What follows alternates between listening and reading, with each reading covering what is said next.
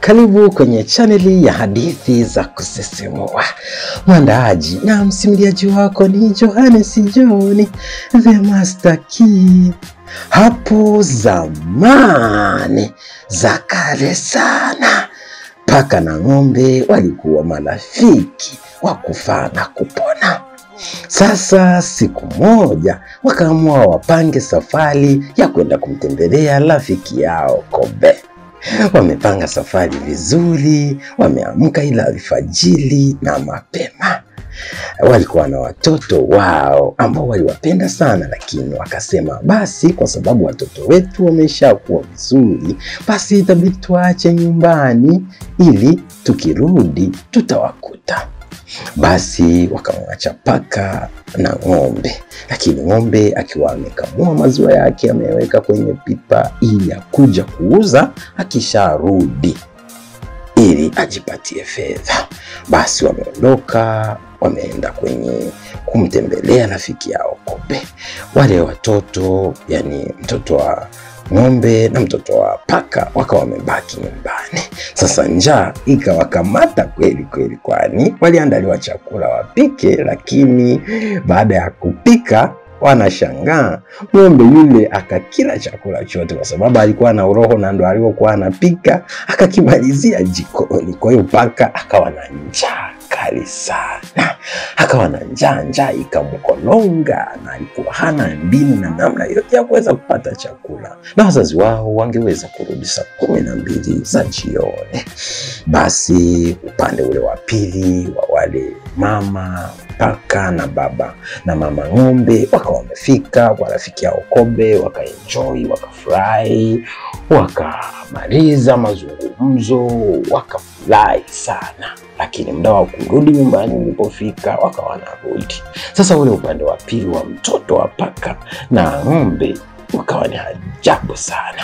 Ng'ombe baada ya kula yeye chakula na uroho wake akimaliza chote, akaenda kucheza na marafiki zake. Sasa kitoto cha paka kikawa na njaa, kikaona kifanyeje, kikasema ngoja nitajaribu hivi maziwa haya huwa yakoje, kwani mama huyu ameacha maziwa ya kuja kuuza na maziwa sijawahi kuonja.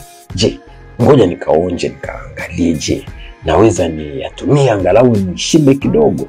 Basi akaenda akamimina kikombe cha maziwa akanywa.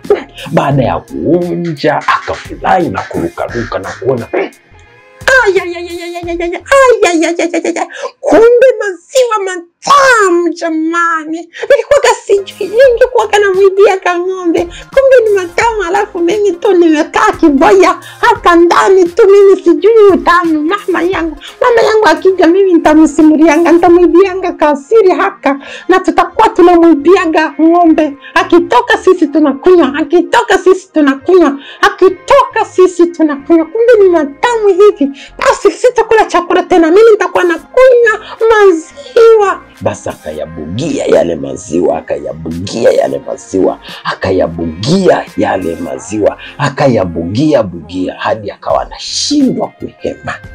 Akiwa ameshindwa kuhema, akaanza kujiharishia, akaanza kujitapikia. Chumba kizima kile kikawa ni maziwa na matapishi ya maziwa na kinyesi cha yule paka, kwa sababu alikunywa karibu dumu zima lote, akalimaliza, kikabaki tu kidogo sana. Basi kile kitoto cha ng'ombe chenyewe kilichelewa kurudi. Baada ya kuchelewa kurudi, mama zao wale paka na ng'ombe baada ya kurudi wakamkuta kile kipaka kidogo ni mahututi, hakielewi, kimeshatapika, kimeshajiharishia. Na ng'ombe kuja kuangalia, kumbe kimekunywa yale maziwa yote ya kwenye dumu. Yule mama ng'ombe akalalamika sana, akalalamika na akachukia sana. Baada ya kuchukia akasema basi mimi urafiki bora ufike mwisho. Sasa kama mtoto wako ameanza kuiba, ananibia maziwa yangu, mimi hela nitatoa wapi? Hela ya kumsomesha mtoto wangu nitatoa wapi? Hela ya kununua chakula nitatoa wapi? Kwa sababu hapa nitakuwa nakamua maziwa yangu, alafu mtoto wako anayaiba anayanywa.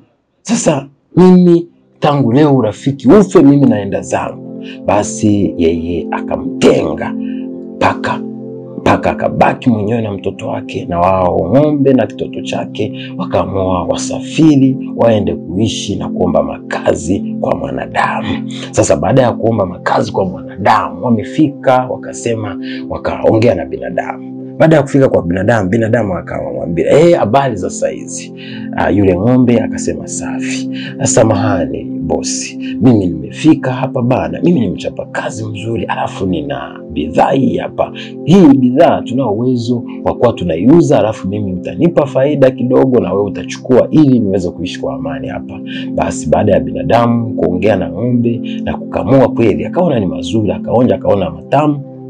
Basi akamwahidi ng'ombe, basi tutakuwa tunagawana, wewe nitakuwa nakamua kidogo, alafu namwachia na mtoto wako, na hela nitakayoipata ina maana nitakuwa nakununulia chakula, na pia nitakuwa na mimi nafanya mambo yangu. Basi wakakubaliana kwa maisha ya ng'ombe na binadamu yakawa hivyo, wakawa binadamu anamlisha chakula, lakini ng'ombe anamsaidia mwanadamu maziwa. Kwa hiyo wakawa wanashirikiana hivyo.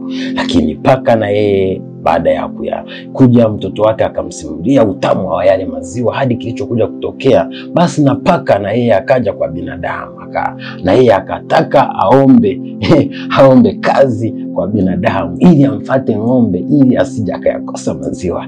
Basi baada ya paka kufika kwa mwanadamu, paka yule akamwambia, sasa hizi. Binadamu akasema safi. Akasema safi paka. Umekuja kufanya nini paka? Akaniambia, bana mimi naomba kazi. Mimi nitakuwa na kuindia panya na njoo wanaharibu mambo yako ndani ya nyumba. Kwa mimi nitakuwa namba 1, nitashughulika nao. Na wewe mshahara wako tu ni kunipa chakula, au kama nikishapata nyama ya panya, mimi hamna haja ya kunipa chochote. Basi paka binadamu akakubali, kwa sababu alikuwa amechukia maisha ya panya na jinsi anavyomharibia vitu. Akamweka ndani, akawa anaishi naye. Lakini paka alikuwa akipata panya anakula na maisha yanaendelea, lakini alikuwa akikosa panya anaenda anadokoa maziwa. Kwa hiyo vile paka akawa anaishi ndani kwa akili na anaiba maziwa. Lakini baada ya kumkamata siku moja anadokoa maziwa, basi binadamu akagundua kumbe paka anapenda maziwa.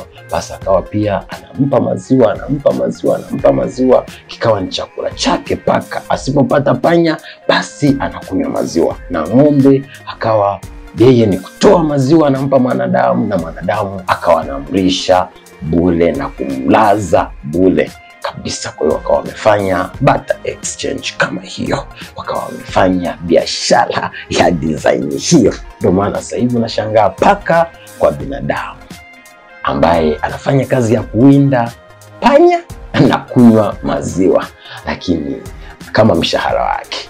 Lakini pia na unashangaa ng'ombe yeye anakula chakula na anajengewa banda au anajengewa nyumba, lakini kama mshahara wake, huku akimpa mwanadamu maziwa. Ni mwandaaji na msimuliaji wako ni Johannes John the Master Ngaki. Thank you Mungu.